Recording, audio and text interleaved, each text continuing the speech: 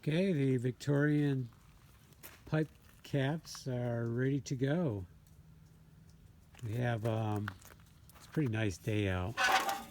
So I decided to bend these, get them ready. So I measured down, put a mark, flattened it with a hammer right here because it bends a lot easier if this is nice and flat right there.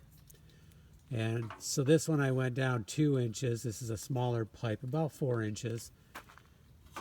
And so it's pretty much ready to mount. I will grab the clamps and we'll get them in there. So this one, you can see how I did this one for the smaller pipe.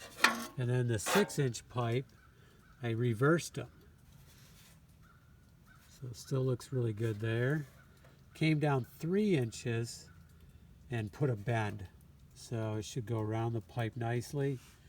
A little bit of silicone and clamps, and I'm quite confident it's going to stay on there. I'll probably do 2 clamps and a little silicone, and we should be good to go. So we'll see how they hold up, but I'm pretty confident they're going to do okay. They're not going to stay this clean, especially the stove pipe, but the vent pipe should stay pretty nice. Okay, we'll do a video when we install them, but this is going to save me some money. I was going to order one, but there's no question one I was going to order might be better, but we'll see how this does.